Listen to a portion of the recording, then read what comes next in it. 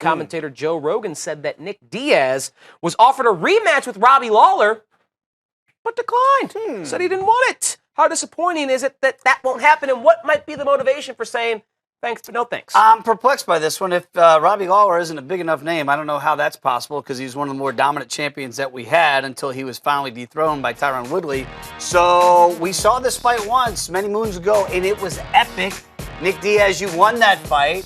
So is it because you've been there, done that? Or might you be a little bit worried that maybe this time around you might not get the best of Mr. Lawler? I'm not sure the motivation of Nick Diaz. I don't know that anybody's sure the motivation of one Nick Diaz.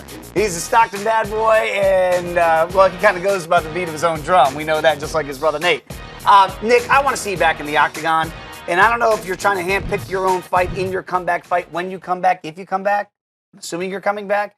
But this seems a little bit odd. It seems like it'd be a perfect way to come back. Robbie Lawler trying to come back again off that loss that I mentioned, Tyler. It would seem to be a huge fight. The fans would absolutely love it. And you've always been the type of guy, in the past at least, Nick Diaz, that you didn't care who you fought. Like, give me anybody. And now you're kind of like, down. Yeah, right? And now you're like, no, I don't know if I want to do that.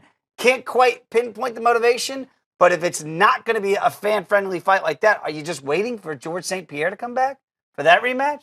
If so, great. Then you got me. If that's what you're holding out for GSP to finally come back and then you two come back together, that'd be epic. But again, he must have something else out there if he's saying no to the Ruthless One.